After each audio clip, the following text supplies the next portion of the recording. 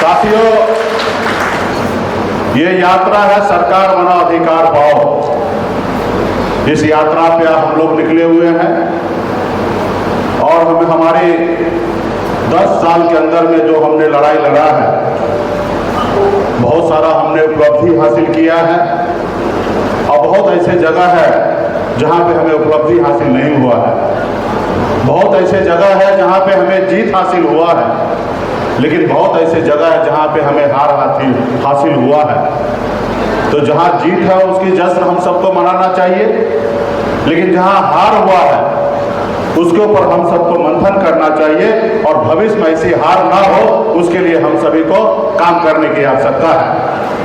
आप और हम मिलकर कुछ अच्छा किए हैं जिसके कारण हमें बहुत सारे उपलब्धि हासिल हुआ है, लेकिन हम लोगों में, आप में और हम में कुछ तो कमी रह गई है जिसके कारण कुछ जगह पे हमें कामयाबी हासिल नहीं हो रहा है। तो इसके लिए हम सभी को एक रणनीति बना के काम करने की आवश्यकता है। जैसे हमने 2019 में हमने चुनाव लड़ा, हमें सफलता हासिल नहीं हुआ। 20 में हमने चुनाव लड़ा, कुछ सफलता हासिल हुआ, कुछ नहीं हुआ। फिर 2024 में हमने चुनाव लड़ा तो यहाँ पे भी हमें सफलता हासिल नहीं हुआ। यूं कह दीजिए कि अगर हम चुनाव के मैदान में अगर चुनाव हारे हैं तो विपक्ष, सत्ता पक्ष जो है, जो जीता है, उन्होंने हमें चुनाव नहीं हराया। हम स्वयं ऐसी गलती किए हैं जिसके कारण हम चुनाव हारे हैं। साथी, अभी हम 3 लोकसभा सीट पर चुनाव लड़े। हम मोतिहारी लोकसभा में चुनाव हारे नहीं हैं, हराया नहीं गया। हम चुनाव जो है स्वयं हारे हैं। हमारे पास संसाधन का अभाव है और हम बूथ पे हमारी कमेटी नहीं है, जिसके कारण हम चुनाव हारे हैं। 800 ऐसे बूथ है, तकरीबन 1800 बूथ में 800 ऐसे बूथ है जहां पे हमारे बूथ अध्यक्ष बूथ पर नहीं बैठे। और जब बूथ पर आप चुनाव नहीं जीतिएगा तो पूरा चुनाव आप कैसे जीतिएगा? ये कमी हमारा रहा। हम दूसरे पार्टी के भरोसे में हम चुनाव मैदान में उतरते हैं। हमारा अपना बूथ कमेटी नहीं होता है। हमारा जिला कमेटी है, प्रखंड कमेटी है, पूरे बिहार में कहीं कहीं पंचायत कमेटी है, लेकिन अधिकतर बहुत ऐसे जिला में पंचायत कमेटी नहीं है और बूथ कमेटी तो बिल्कुल ही नहीं है। तो मेरा मानना है कि जब आप बूथ पर नहीं जीतिएगा तो चुनाव नहीं जीतिएगा। तो इसलिए हमारा है कि हम लोग बूथ पे कैसे मजबूत हो, इसके लिए पार्टी के जितने भी नेतागण हैं इस सभागार में, आप सभी को उसके लिए मेहनत करने की आवश्यकता है। आज का जो कार्यक्रम है, हर जिला में रात्रि विश्राम है। यहाँ पे बड़ा कोई रैली और बड़ा कोई भीड़ इकट्ठा करने की बात नहीं है। यहाँ पे पार्टी के मुख्य लोगों को बुलाना था, उनसे बात करना था कि जिला कैसे तैयारी हो और जिला में मजबूती से आप तैयारी कीजिए, ताकि चुनाव के समय में जब आप चुनाव लड़िएगा तो आपका जीत हासिल होगा, क्योंकि आपके पास संसाधन नहीं होता है। कम संसाधन में आप चुनाव लड़िएगा तो वहां पे आपका, जब तक गांव में आपके लोग नहीं होंगे तो आपके लिए वोट नहीं होगा। तो इसलिए साथियों, 10 सालों से आप और हम सब मिलकर पसीना बहाए, संघर्ष किए। अगर आगे सर उठा के जीना है तो उसके लिए अभी बहुत ज्यादा संघर्ष करने की आवश्यकता है। इसलिए ये पहले देश गुलाम था, पहले राजा महाराजा का ये देश था, अंग्रेज इस देश पे राज करता था। आपके पूर्वज, हमारे पूर्वज ने संघर्ष किया, लड़ाई लड़ा, 250 साल तक लड़ाई लड़ा। उसके बाद ये देश आजाद हुआ और आजादी के बाद हमारे लिए बाबा साहब भीमराव अम्बेडकर ने एक संविधान बना के दिए, एक लोकतंत्र बना के दिए।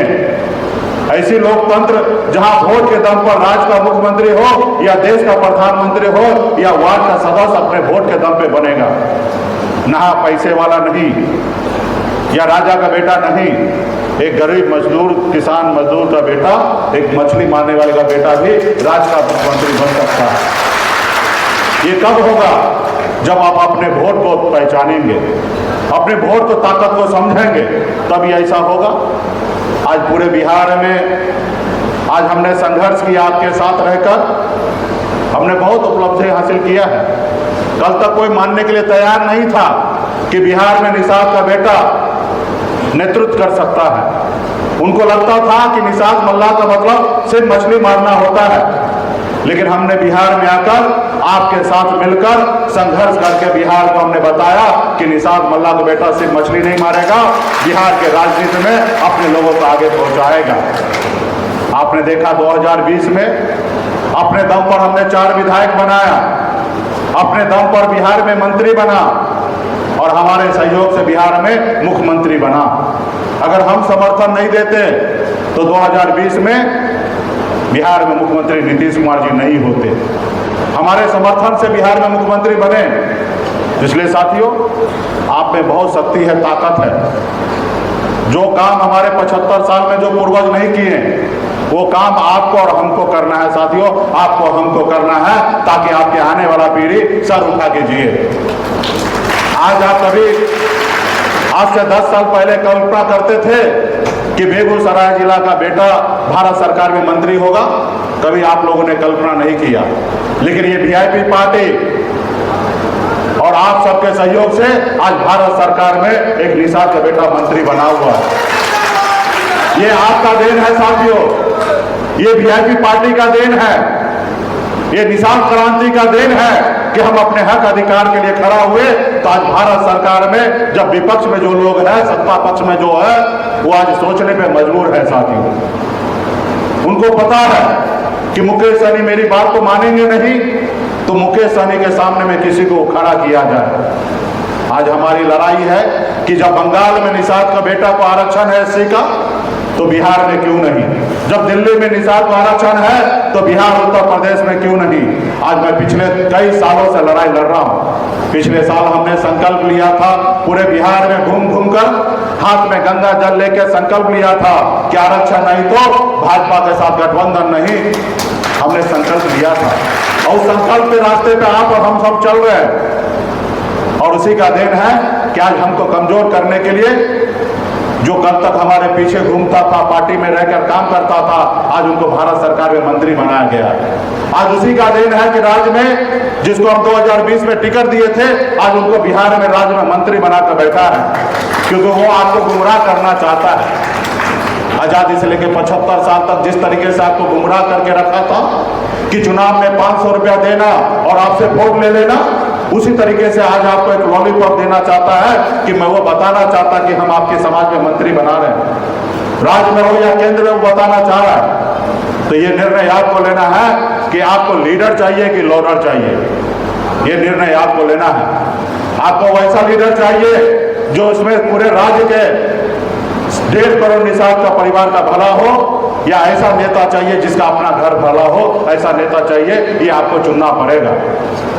आज हर समाज ने अपने अपने समाज में नेता चुना और उस समाज में बदलाव हुआ। चाहे मुलायम सिंह यादव जी ले लीजिए, हमारे यादव भाई ने उनको चुना और उत्तर प्रदेश में 3 बार 4 बार मुख्यमंत्री बने। हमारे आदरणीय लालू प्रसाद यादव जी ले लीजिए, जिनको हमारे यादव भाई ने चुना नेता और बिहार में 15 साल राज किया, और आज बिहार में यादव भाई आज इतना मजबूत है। आज बिहार में किसी माई का लाल में दम नहीं है कि कोई यादव जी को आंख दिखा जाए, ऐसा बिहार में कोई जाति नहीं है। ये कैसे हुआ? ये ऐसे हुआ जब यादव भाई ने लालू जी को अपना नेता माना, तब ऐसा हुआ। अगर यादव भाई लालू जी को नेता नहीं मानते तो आज बिहार राजनेता बदलाव नहीं होता। आज से 30-40 साल पहले लोगों को खटिया पे बैठने का औकात नहीं था, लोगों को खटिया पे बैठने के लिए नहीं दिया जाता था। लेकिन लालू प्रसाद यादव जी का संघर्ष है कि बिहार में गरीब, पिछड़ा, दलित का बेटा, अति पिछड़ा का बेटा आज कुर्सी पर बैठने का दम रखता है। ये लालू प्रसाद यादव जी का देन है। उत्तर प्रदेश में काशीराम जी ने हमारे दलित भाई को इतना जगाया कि वहां पे एक दलित की बेटी 4-4 बार मुख्यमंत्री बन गए, बहन मायावती जी। बिहार में स्वर्गीय रामविलास पासवान जी। तो सभी समाज के लोगों ने अपना नेता को चुना, एक लीडर को माना और उस लीडर के रास्ते पे चला। उस लीडर का भी भला हुआ और उस समाज का भी भला हुआ साथियों, उस समाज का भला हुआ है। आज आप एक साथ चल रहे हैं वीआईपी पार्टी के साथ, तो आज आपका भला हो रहा है ना। आज बिहार में चर्चा हो रहा है ना। आज निषाद को बेटा को ढूंढ के टिकट दिया जा रहा है। ये क्यों? क्योंकि आज आप खड़ा हो गए अपने अधिकार मांगने के लिए। तो निश्चित तौर पे अगर संपूर्ण पूरे बिहार के गांव-गांव में अगर निषाद का बेटा अपने अधिकार के लिए खड़ा होगा तो निश्चित तौर पे आने वाला समय जो होगा वो आपका होगा साथियों। अभी हमारे साथी ने पूर्व प्रमुख सीताराम साहनी जी ने कहा कि अगला उप मुख्यमंत्री निषाद का बेटा बने। तो साथियों, सिर्फ बोलने से नहीं होगा, निश्चित तौर पे आप सपना देखिए। जब तक आप सपना नहीं देखिएगा तब तक साकार नहीं होगा। लेकिन अगर सपना देखना है तो उस रास्ते पे चलना पड़ेगा साथियों, उस रास्ते पे चलना पड़ेगा, तब सपना साकार होगा।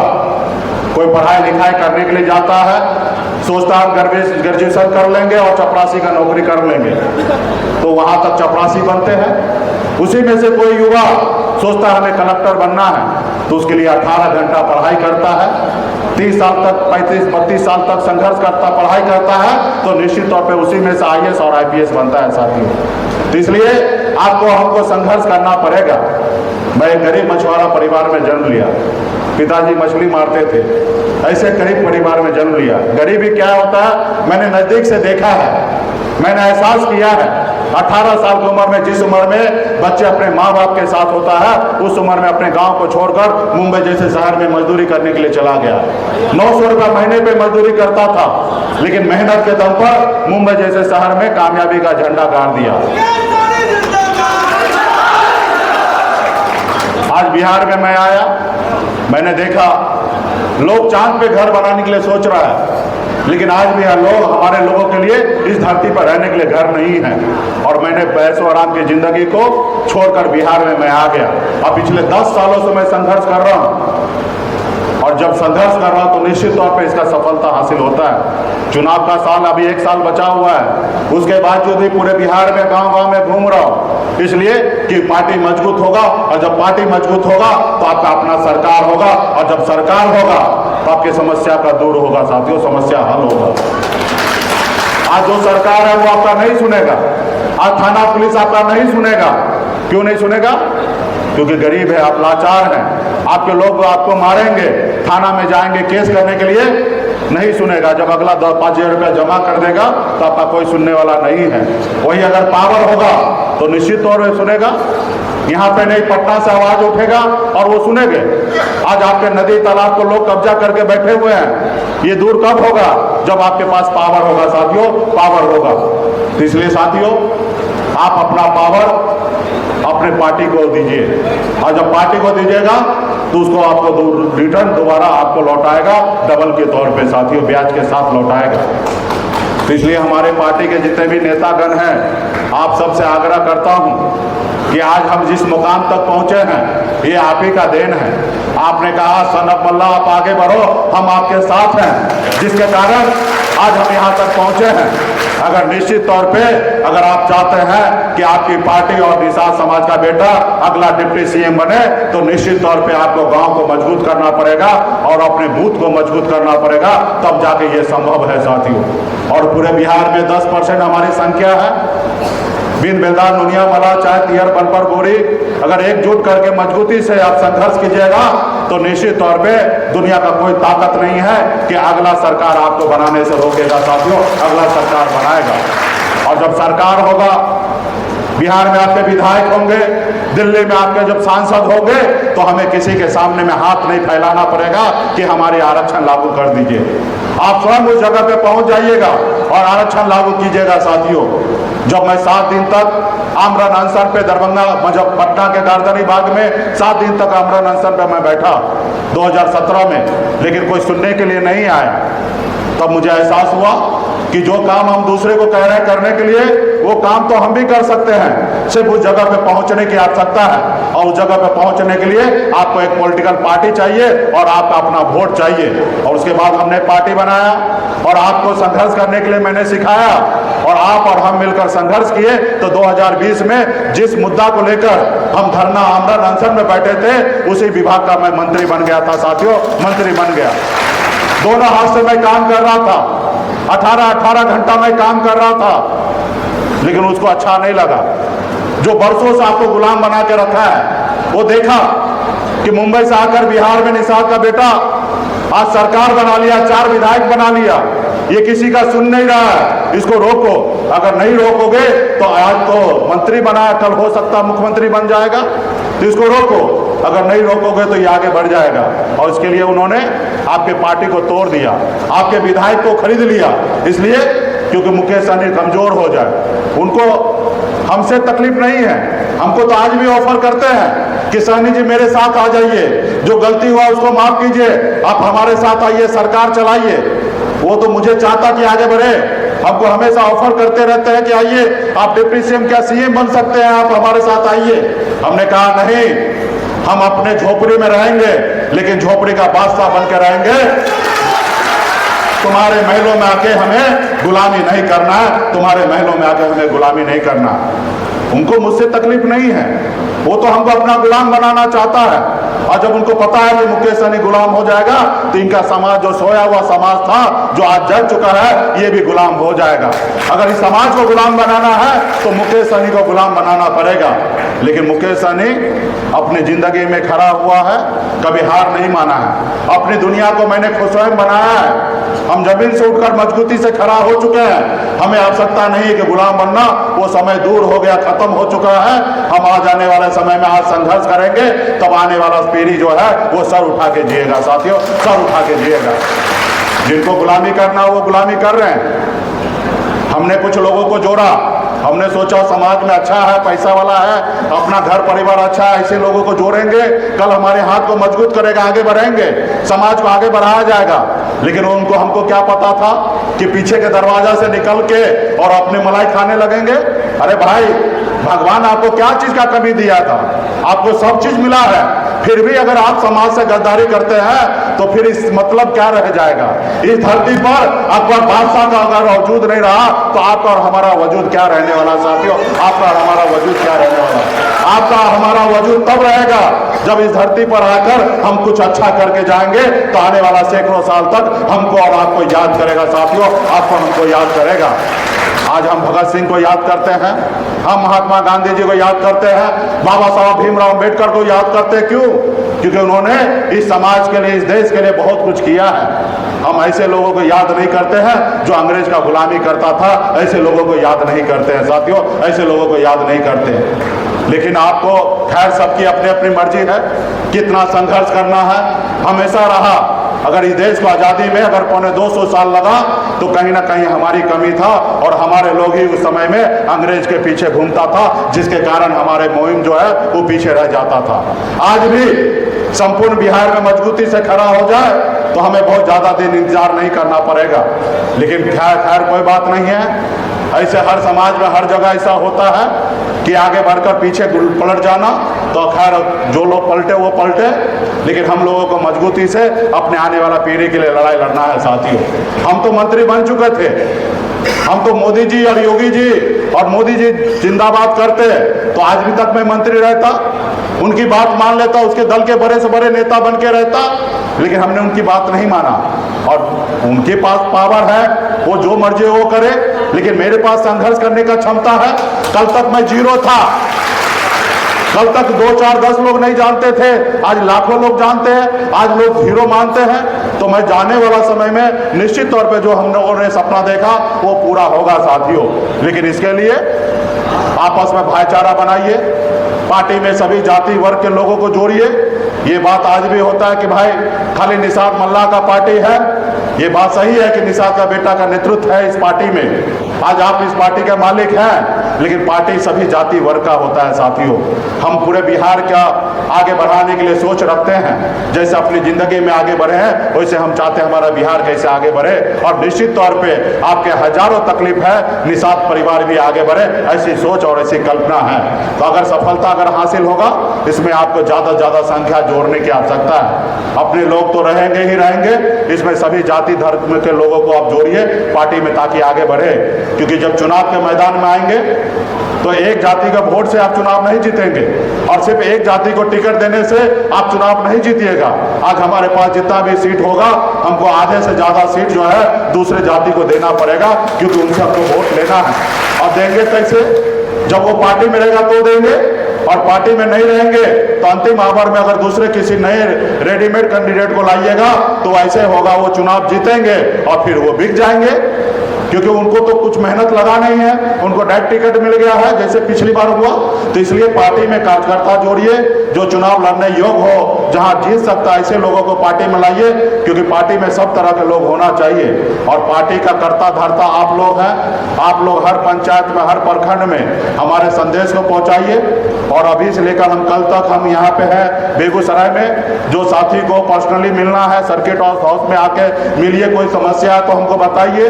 जो लोग अभी तक नहीं आ पाए, पार्टी के मुख्य नेता हैं, उनसे भी आग्रह कीजिए कि उनको आके मिलिए अभी या कल सुबह तक आके मिले और आपस में एक साथ आकर आगे आने वाले समय में बड़ी लड़ाई लड़ने के लिए तैयारी कीजिए। ये अभी आप लोगों से हम बैठक कर रहे हैं और हम पार्टी कमेटी के नेतागण से भी आग्रह करता हूं कि मार्च तक किसी भी हालत में हर बूथ तक आप पहुंच के कमेटी को गठन कीजिए, ताकि अप्रैल महीने में एक कार्यकर्ता सम्मेलन किया जाएगा जिसमें आपके पूरे हर पंचायत से, हर बूथ से आदमी का सम्मेलन होगा और उसके बाद एक जिला सम्मेलन हम लोग करने के लिए जाएंगे। वो जुलाई अगस्त की बात होगा चुनाव के समय में। तो ये कब होगा? जब आप कमेटी बनाएंगे। बिहार में आज निषाद समाज के वोट को कोई इग्नोर नहीं कर सकता है। आज हमको रोड पे उतरकर किसी को बताने की आवश्यकता नहीं है, जो समय था वो हो चुका है। अब सिर्फ जरूरी है कि चुनाव जीतने के लिए गांव को मजबूत करना, बूथ को मजबूत करने की आवश्यकता है। आज आपका देश और दुनिया आपको जानने लगा, पहचानने लगा। आज आपका नेता कुछ भी करता है तो उसमें देश के प्रधानमंत्री को भी टिप्पणी करना पड़ता है। ये ताकत आपका बन चुका है साथियों, ये ताकत बन चुका है। लेकिन ऐसी सिर्फ हवाबाजी से नहीं होगा, हवाबाजी से नहीं होगा। वो करना है तो 2 मिनट का काम है, लेकिन जमीन पर जब तक मजबूती नहीं होगा तब तक हम लोग यूं ही संघर्ष करते रह जाएंगे साथियों। तो इसलिए साथियों, आप सब जानते हैं कि सामने वाले के पास कितना संसाधन है और आपके पास संसाधन नहीं है, आप संसाधनहीन है, तो वहां पे क्या काम आएगा? आपका संघर्ष काम आएगा साथियों, संघर्ष काम आएगा। आज हमारे पास लोग हैं, कम पैसे में, कम खर्चे में आज पूरे बिहार में जय जय हो रहा है। क्यों? क्योंकि हमारे पास लोग हैं।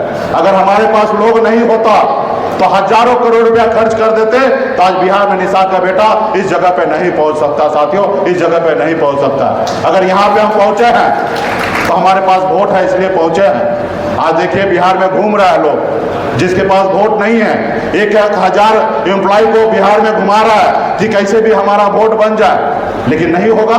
50,000 भीड़ लाने में गांधी मैदान में पटना में उसको हालत खराब हो गया क्योंकि उनके पास लोग नहीं है।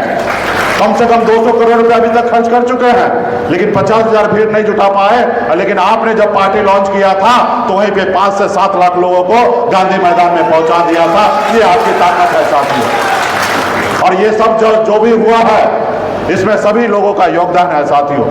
पार्टी में जो एक घंटा काम किया है उनको भी धन्यवाद देता हूं, जो 1 दिन काम किया उनको भी धन्यवाद देता हूं, 1 हफ्ता काम किया उनको भी धन्यवाद दे रहा हूं, जो 1 महीना काम किया उनको भी धन्यवाद दे रहा हूं, और जो 365 दिन काम करा उनको भी धन्यवाद दे रहा हूं साथियों। जिनके पास जितना समय है उतना समय दे रहे हैं। तो इसलिए आप सभी को आग्रह है कि पूर्व में बहुत सारे साथी काम कर रहे थे, आज बहुत सारे साथी ऐसे चेहरा हमको नजर नहीं आ रहे, ऐसे चेहरा को भी ढूंढिए। गलती सलती आपसे भी हो सकता है, हमसे भी हो सकता है। अगर उनसे हुआ तो उनको आप माफ कीजिए, और हमसे अगर हुआ तो हम माफी मांगते हैं। और ये पार्टी किसी एक आदमी का नहीं है, सिर्फ जिला अध्यक्ष का काम है, सिर्फ जिला है अध्यक्ष है तो वो जिला का मालिक नहीं है, या पार्टी का राष्ट्रीय अध्यक्ष है तो पार्टी का मालिक नहीं है। पार्टी कार्यकर्ता से चलता है साथियों, पार्टी कार्यकर्ता से चलता है। और जिनको जो मौका मिला है, जो जगह मिला है, उस जगह को याद करके उसके अनुकूल नेतृत्व दे और उसके अनुकूल आपको काम करने की आवश्यकता है। आज आप जिला अध्यक्ष है, कल नहीं रहेंगे, आज हम राष्ट्रीय अध्यक्ष है, कल नहीं रहेंगे। तो ये पार्टी का एक सिस्टम है, पार्टी लंबा समय तक चले और पार्टी में सभी जाति, पार्टी के सभी लोगों को जोड़ने की आवश्यकता है। तो तमाम साथी से यही आग्रह है, आगे बहुत बड़ी लड़ाई है, आप लोग निराश मत होइए। आपके सामने में सन ऑफ मल्ला खड़ा है। जैसे हमारे दशरथ माँ जी ने कहा था, तब तक तोड़ेंगे नहीं, तब तक छोड़ेंगे नहीं। उन्होंने पहाड़ को तोड़कर रास्ता बना दिया। उसी तरीके से सनत मल्ला मैदान में टिका है। बिहार के राजनीति में निषाद का बेटा डिप्टी सीएम नहीं, भविष्य में मुख्यमंत्री बने, ऐसी कल्पना हम रखते हैं। आज अगर हम सपना देखते हैं तो निश्चित तौर पे 20 साल 25 साल में निषाद का बेटा भी बिहार का मुख्यमंत्री बन सकता है साथियों। इसके लिए आज संघर्ष करना पड़ेगा। अगर आम खाना है तो अगर आज आम का पेड़ लगाइएगा तो 10 साल 15 साल के बाद आपको आम मिलेगा, और जब आप पेड़ नहीं लगाइएगा तो फिर कैसे आम खाइएगा। तो इसलिए साथियों, आज आपका पार्टी बन चुका है, आपका दल बन चुका है, और दल के साथ रहिएगा तो मजबूत रहिएगा, और दल के साथ नहीं रहिएगा तो दल में रहिएगा साथियों, दल में रहिएगा। आज से 10 साल पहले कोई नहीं पूछता था, आज दल के साथ है तो आज लोग आपको पूछ रहा है। तो इसलिए ये ताकत दल में है साथियों। दल के साथ रहिए, अपनी वोट के साथ खड़ा रहिए, और जो लोग ना समझ है उनको समझाइए। इस राज्य में 3 तरह के लोग होते हैं साथियों। एक वो जिनको आपकी कोई फिक्र नहीं है, अडानी अंबानी बड़े पैसे वाले लोग हैं, वो नहीं फिक्र करता कि आप खा रहे पी रहे कैसे जी रहे, उनको कोई मतलब नहीं है। वो सिरिंज लगा के आपका खून खींचने का काम हमेशा करने का काम करेगा बड़े लोग। और दूसरा वो लोग होते हैं जो आज क्या खाएंगे कल क्या खाएंगे उसके फिक्र में रहते हैं। वो सुबह शाम मछली मारते हैं, उनको नहीं पता है कि हमारा कल का भविष्य कैसा रखना है। और तीसरा आप जैसे लोग हैं कि आप चाहते हैं कि कल का भविष्य हमारा अच्छा हो, तो इसके लिए आपको ऐसे लोगों को समझाना है जो गांव में खेत में काम कर रहा है, जो मछली मार रहा है, उनको समझाना पड़ेगा कि आपके लिए कोई तो लड़ाई लड़ रहा है, वो हमारा सनत मल्ला है जो आपके लिए लड़ाई लड़ रहा है। आपको उनको बताना पड़ेगा कि हम आपके लिए लड़ाई लड़ रहे हैं, सिर्फ आप हमको साथ दीजिए, हम आपके लिए लड़ाई लड़ेंगे, और जो आपका जिंदगी खराब है जिंदगी बेहतर हम आने वाला समय में कराएंगे। आप सरकार का काम है गरीब को सम्मान देना, लेकिन आज देखिए सरकार कैसी है, वो अडानी अंबानी बड़े लोगों का है। वहां पे आपका सरकार बनेगा तो आपके लिए पॉलिसी बनेगा, और जब आपके लिए पॉलिसी बनेगा तो आपका इंदिरा आवास का घर बनेगा, आपके हर जरूरत का पूरा होगा। आज बिहार में 3.25 लाख करोड़ रुपया का बजट बनता है, हर साल में 2,75,000 करोड़ का बजट बनता है, लेकिन उस बजट के सामने में आप नहीं हैं। और जब रहेंगे तब आपके लिए खर्च होगा। आज 10% आपकी आबादी है तो निश्चित तौर पे आपके पीछे 28,000 करोड़ रुपया खर्च होना चाहिए, लेकिन नहीं हो रहा है। लेकिन अगर वहां खजाना पे आप रहिएगा तो उस खजाना में निर्णय लीजिएगा कि इस पैसे से क्या काम होना है। जब हम मंत्री बने 2020 में, तो 2021 का पहला जब बजट का पेश होना था तो जनवरी में हम बजट पे बैठे, नीतीश कुमार जी बैठे थे, हम बैठे, भारतीय जनता पार्टी का नेता बैठे और जीतन राम मांझी जी बैठे कि ये पैसा बिहार का बजट कैसे बनेगा और बिहार के विकास के लिए कैसे काम करना है। सभी लोगों ने सभी अपनी अपनी बात रखा, और हम भी उस सरकार में थे, हमने भी बात किया। और हम जब सरकार में थे, एक यूनिवर्सिटी हमने 950 करोड़ रुपया का हमने बनाया। ये कैसे बना? क्योंकि हम पावर में थे, हम सरकार में मंत्री बने थे, हमको मुख्यमंत्री से पूछकर कोई चीज योजना लागू नहीं करना था, हम जो चाह लेते थे वो योजना लागू हो जाता था। तरह तरह का योजना मछुआरा के लिए हो या SC ST भाई के लिए हो, तरह तरह का योजना में लागू करने लगा। 90% तक अति पिछड़ा को अनुदान देने का मैं योजना बनाने लगा, और जैसे मैं मंत्री से बाहर निकला वो योजना को बदल के अभी सुनने के लिए आया कि 50 या 60% कर दिया गया। अगर मैं मंत्री बना तो वो योजना 90% अनुदान था। तो ये साथी ये कैसे हुआ? क्योंकि आपका भाई वहां पे पहुंचा इसलिए वो 90% हो गया, और आज आपका भाई नहीं है इसलिए वो योजना घटकर आज 50% हो गया, क्योंकि आपके लिए तरफदारी करने के लिए पटना में कोई बैठा नहीं है। जो लोग हैं वो अपने लोगों को मजबूत करना चाहता है साथियों। तो इसलिए इस जगह पे इस दौर में अगर पीछे रह जाइएगा तो आपके आने वाला पीढ़ी आगे नहीं बढ़ पाएगा। आज पूरे बिहार में आप हर जाति से ढूंढ लीजिएगा, आपको SP साहब मिल जाएंगे, कलेक्टर साहब मिल जाएंगे, लेकिन पूरे बिहार में निषाद का बेटा कलेक्टर नहीं मिलेगा। आप बताइए, एक पासवान का बेटा कलेक्टर मिलेगा, एक हमारा राम का बेटा कलेक्टर मिलेगा, एक हमारे सदा भाई कलेक्टर मिलेंगे, लेकिन निषाद का बेटा कलेक्टर नहीं मिलेगा। क्यों? क्योंकि आपने लड़ाई नहीं लड़ा। आज बंगाल में आरक्षण जब लागू हुआ, अगर उस समय में बिहार में निषाद का बेटा मजबूती से लड़ाई लड़ता, संघर्ष करता, तो आज हमको SC का दर्जा मिल गया होता और 15% आरक्षण होता। और जब 15% आरक्षण होता तो निश्चित तौर पर निषाद का बेटा कलेक्टर होता, IAS IPS होता, डॉक्टर होता, इंजीनियर होता। लेकिन ये नहीं हुआ। ये किसका देन है? इसमें कमी किसका है? आपका है साथियों, और हमारा कमी है कि हम अपना अधिकार को नहीं ले पाए साथियों। आप बताइए, देश एक है, देश के संविधान एक है, देश के प्रधानमंत्री एक है, फिर भी हमारे साथ भेदभाव हो रहा है क्योंकि आप अपने हक अधिकार लड़के नहीं लिए साथियों। तो इसलिए साथियों, आप पावर बनाइए। आप सब देखे होंगे, सुने होंगे कि जब स्वर्गीय रामविलास पासवान जी के पास एक सांसद था तो एक सांसद के दम पर दिल्ली का सरकार गिरा दिए थे, अटल बिहारी वाजपेयी का सरकार गिरा दिए। एक विधायक बना के झारखंड में मधु कोरा साहब वहां पे मुख्यमंत्री बन गए थे साथियों। आज आपने देखा 4 विधायक आपका था, भले 74 विधायक किसी के पास था, लेकिन 74 विधायक से कम 4 विधायक नहीं था। अगर 4 विधायक हटता तो भी सरकार गिरता और 74 वाला हटता तो भी सरकार गिरता। आज सरकार का हमारा ताकत था। तो ये कब हुआ? आपके जागरूक होने के कारण हुआ, आपके वोट के दम पे हुआ साथियों। इसलिए गांव-गांव में जाइए, पूरा जिला में मजबूती से काम कीजिए। आज मुकेश सहनी को कमजोर करने के लिए 24 घंटा मोदी जी भी सोच रहे हैं। इसका मतलब है कि हम बड़ा आदमी बन रहे हैं, हम आगे बढ़ रहे हैं, हम सही रास्ते पे चल रहे हैं। इसलिए आज हमको नोटिस लिया जा रहा है। अगर हम सही रास्ते पे नहीं चलते, सही संघर्ष नहीं करते, तो मुकेश सहनी कौन है ये मोदी जी को सोचने की जरूरत नहीं था साथियों, मोदी जी को सोचने की जरूरत नहीं था। तो इसलिए साथियों, आज वो सोच रहे तो आप अच्छा काम कर रहे हैं और इसी तरीके से अच्छा कीजिए। पॉलिसी के तहत आपस में लड़ाई नहीं कीजिए और सब आपस में एक भाईचारा बना के चलिए। आप तो जुड़िए, लेकिन दूसरे को जोड़ने का काम कीजिए, दूसरे को सम्मान देने का काम कीजिए। और जब दूसरे को सम्मान दीजिएगा तो आपका सरकार बनेगा, और जब सरकार बनेगा तो पूरा 14 करोड़ बिहार के सभी लोगों को, जाति जाति धर्म के लोगों को हम लोग काम करने का काम करेंगे। तो बहुत बहुत धन्यवाद सभी साथी को। हम कल तक यहाँ पे हैं, जो साथी नहीं मिले हैं सर्किट हाउस में आइए, मिलिए। कोई शिकायत है तो वो भी आके बताइए, जिला कमेटी से शिकायत है तो वो भी बताइए राजो।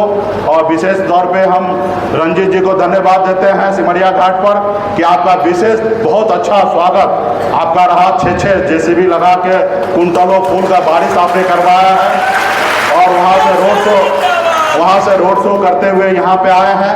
बहुत ही अच्छा आपने तैयारी किया है। इसी तरीके से आप आगे तैयारी कीजिए कि इस बार आपका बहुत ही अच्छा मौका है कि डायरेक्ट डिप्टी सीएम आपका समाज का बेटा आपकी पार्टी बनेगा साथियों। लेकिन इसके लिए सरकार बनाना पड़ेगा। जहां आप जीते लड़ेंगे वहीं पे जीतना नहीं है, जहां आप नहीं लड़ेंगे वहां पे भी जीत हासिल होना चाहिए साथियों। तब आपकी सरकार बनेगा और आपके विचार जमीन पे लागू होगा साथियों। तमाम सभी नेतागण को बहुत बहुत धन्यवाद देता हूँ। बहुत बहुत धन्यवाद।